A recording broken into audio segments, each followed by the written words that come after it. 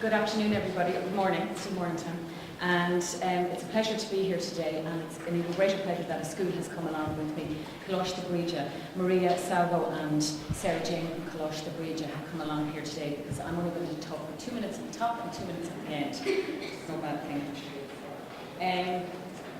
Today we're talking about the Living School Start project. It's a project that the Department of Education has gotten involved with the European Commission, and it's coordinated by European SchoolNet over in Brussels, and there are 10 countries involved. It aims to create a network of primary and secondary schools that share practice. And there are two types of school in it right now. There's an advanced school, which is where ICT is completely embedded across the school, usually led by the principal, but all teachers engage with ICT, or as much, a good large majority do. And Coláiste Bríde is one of those schools. We only have 2 schools in the project that are AS schools. The second type is an AP school, which is called an advanced practitioner school, and that's where there's 1 or 2 teachers who engage with ICT in teaching, but it's maybe not embedded across the school, and those schools are sort of at an earlier stage in their e-learning planning. Today, Coláiste Bríde are going to share some practice with you, just to give you a taste of what the network is doing.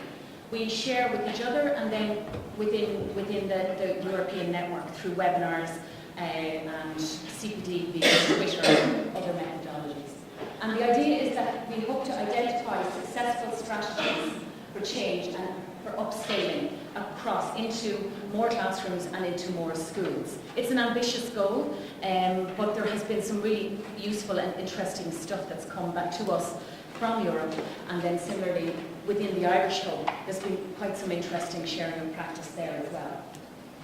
So today, Maria, Salvo, and Sarah Jane are going to speak. Maria is a maths teacher, Salvo is a languages teacher, and Sarah Jane is the ICT coordinator. I'm now going to pass over to Maria to continue. Thank you, Karen. My name is Maria Broderick, and I teach in Coláiste Bríde, and I teach maths.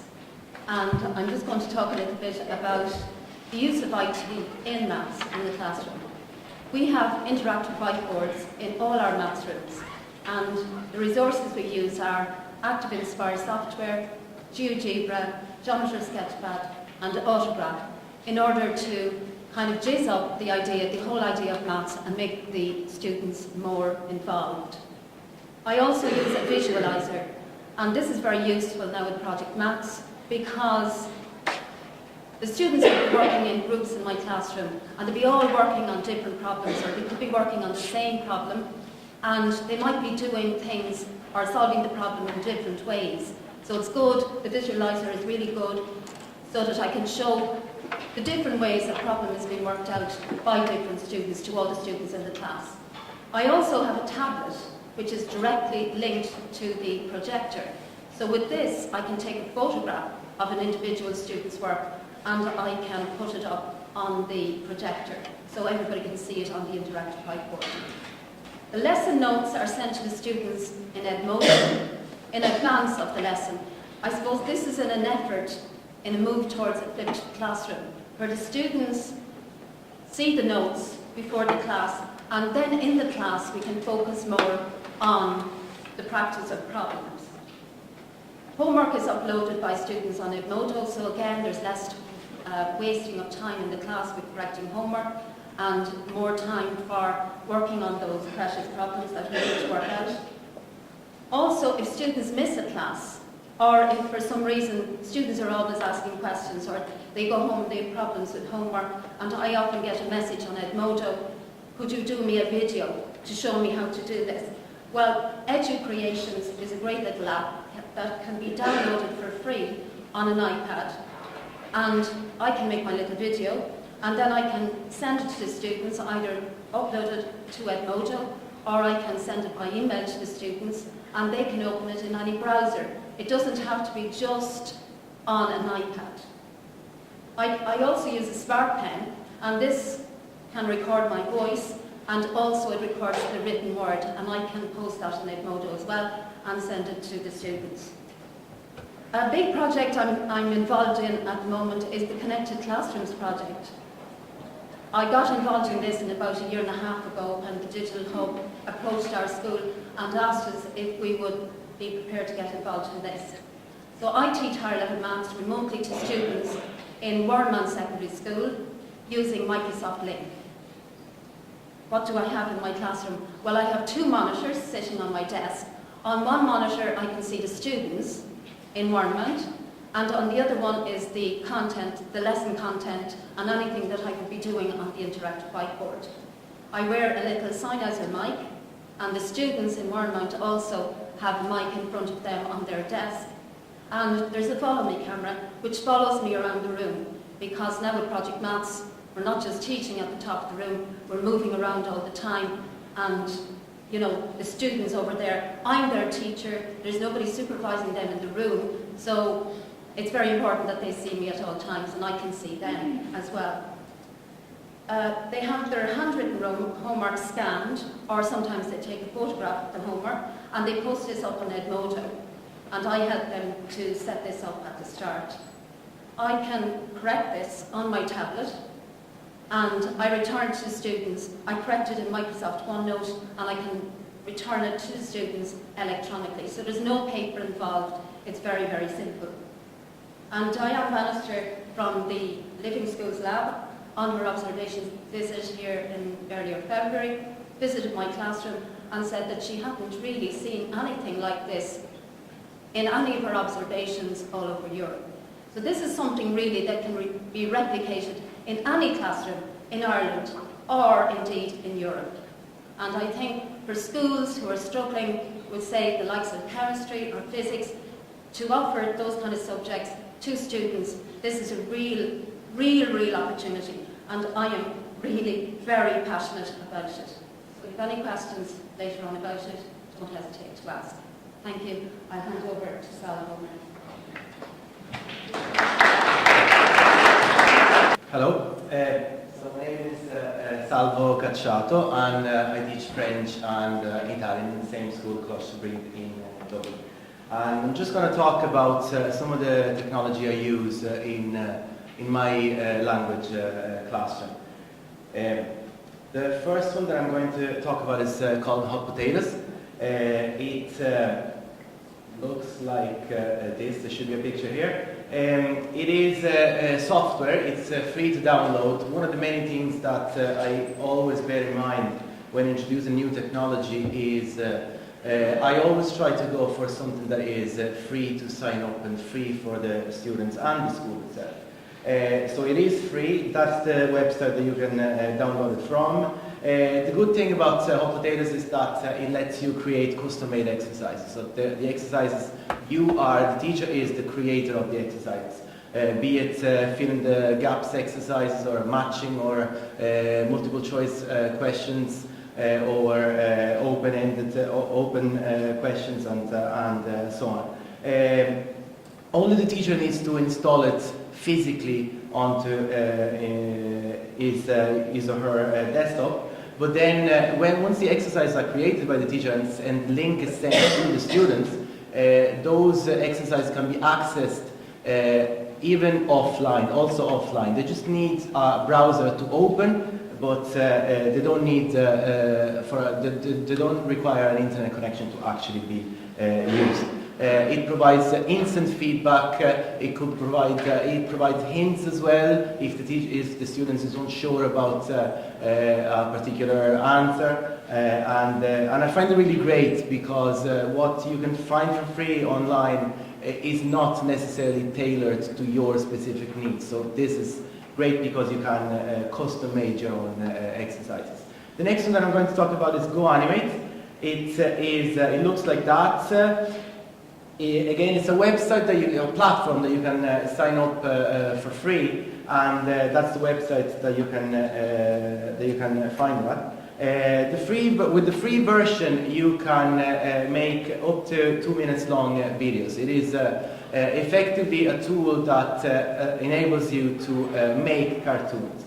I use it a lot in my language classes because the students can write the script and then choose a certain particular background, a particular set of actors. They're all animated cartoons, obviously. And then that script that they write in will be played, then will be acted out by those characters on the website.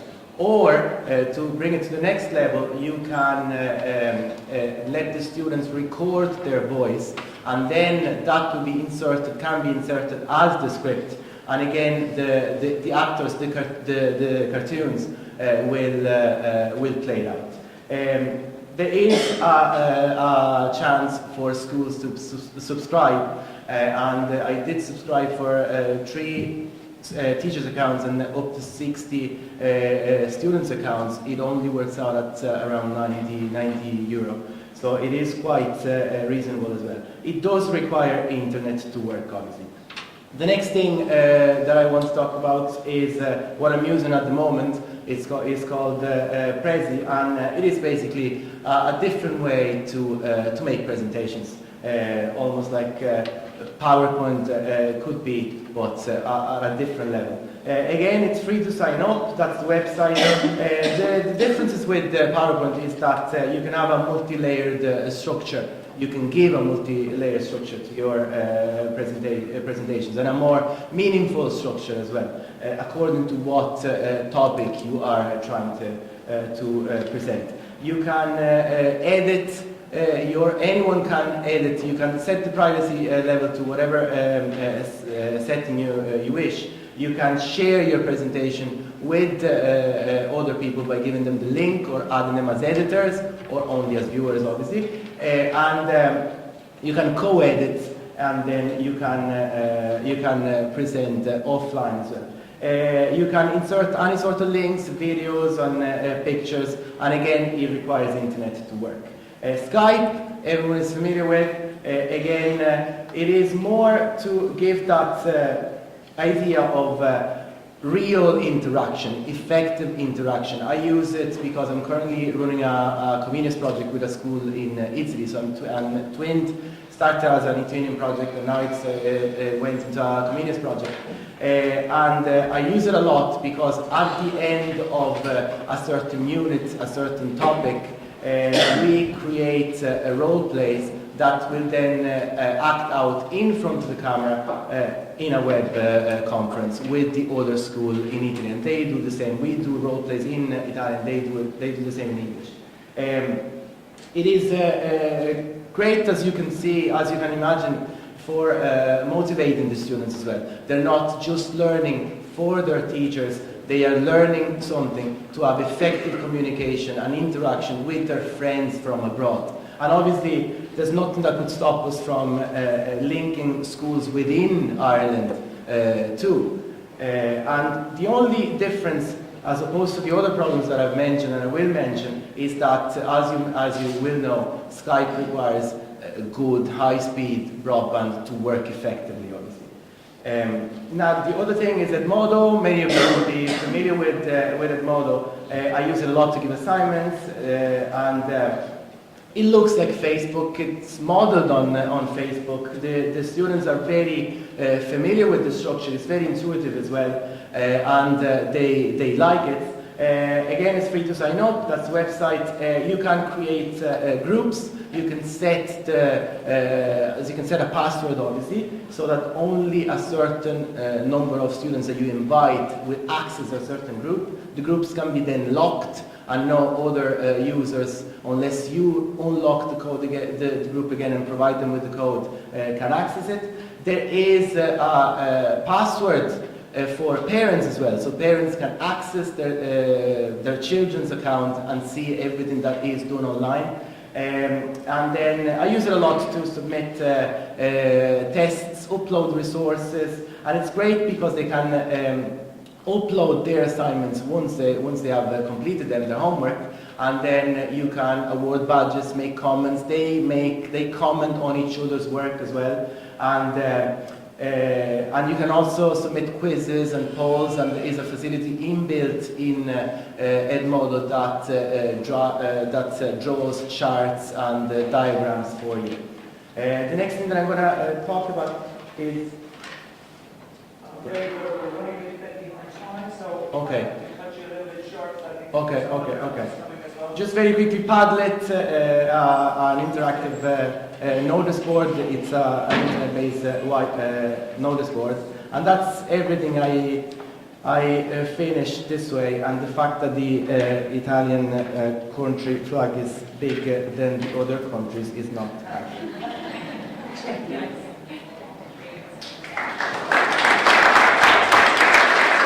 Sorry, I know we're running behind time. My name is Sarah Jane Perry. Okay. I'm the IT coordinator in Closh Breed, and I just felt I had to put up the PowerPoint slide because everyone else did. I was really happy here chatting away for 4 minutes without one, but then I kind of felt a bit insecure about that, so I'll stick with it there. Really, the Living Schools Lab for us has meant sharing. We're all here because we learn by sharing. I learn by sharing. I went to the Teach Meet last night, had about 30 ideas. Half of them I may implement, half of them I may not. But I took the names of the people. The ones that I try out, I get in touch with them, I see how they worked it, what worked for them, what didn't work more importantly, and that's what the Living Schools Lab has allowed us to do. We have, for example, the thing that we share that was quite successful within the network is that we implemented Modo 2 or 3 years ago. I did a soft trial first, 17 or 18 teachers took it up without me having to do a thing, then we rolled it out to about 56 teachers. Now the whole school uses it. It's simple, it's free, and other schools within the network have taken that up. We have basically a template in our school now for how to run it Modo, what will work, what won't. We've a large school, 70, 80 staff, and we helped a couple of schools to implement that. And I've been in touch with them since. They have said, listen, we found this came about when we tried using it. Would you like to use that? And we have implemented some of those things across the school. It's also been an opportunity for us to showcase. I'm sure you all have schools where teachers in pockets are doing things, really good things, that you would like to share with the staff, or you'd like to share with other people. We can host webinars. We've done a webinar in Modo. At the end of the month, I'm co-hosting a webinar with the school from Finland on virtual learning spaces. We're going to maybe talk about it Modo, Office 365. Padlet is another example of a type of virtual learning space. Finland will share their ideas. Other people can check in. We have meaningful links with colleagues in Europe. The obvious one is for exchanges or for language students. A couple of the French teachers in the school have now been in touch with other schools in the network, and they're going to Skype each other and work together on different projects. And really it's peer support. That's what CESI is all about. It's peer support. The Living Schools Lab formalises that in a way. It means that you have, maybe, for example, I have 3 or 4 people that I work with. We're trying to expand that, get more people into the network, so that you have people you can contact and try things out. Another example of how you could use it is you have an idea for a class, you can put it out there. Can you see any pitfalls with this? Do you think this would work in my situation? Have you done it before? Very similar to CESI, but just more formal. There are also, when we do host a webinar, we're documenting our practice. It's something for the teachers in the school to have on their virtual CV, I suppose. You have evidence, as Deirdre was speaking about earlier, we have evidence of our practice in action. And it was very interesting, I just refer back to the talk this morning on the national strategy, that we all have to input and give feedback on what we want. And this actually helps us to focus on what we want as a school. I've seen through other schools across Ireland and across Europe what works for them. And I've tried it in our school and I've seen, yeah, actually that could work in a large girls' secondary school. We're in an area of high unemployment. The access to the internet at home mightn't be ideal, but it gives me little ideas of what I could use in school that would help our school to evolve. And it's really just peer support and sharing expertise and best practice. So I think if you're looking for somewhere to get involved, showcase some of their work you're doing, learn from other teachers in Ireland, share your practice with other teachers in Ireland and help each other out, as well as make contacts in Europe, it's an ideal project to get involved in. Thank you.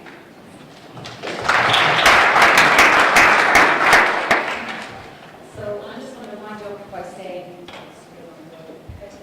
that why get involved? There's a leaflet in your pack which talks about the advantages of getting involved. You will gain experience and exposure to schools that are doing really, really good stuff. And you get that kind of really branded peer-to-peer support. And I draw reference to both the inspiring talks today. Sometimes teachers think, oh, well, I have nothing to share. You actually do. And that's what's come about from this project. The Edmodo example, we have 2 schools have adopted Edmodo, and it's really run away with them. Out of the 6 schools, 2 of them adopted Edmodo, based on Sarah Jane and Closh Breed's experience, and they've had huge success in their schools. And they've made leaps that they would never have anticipated. And they don't consider themselves techies.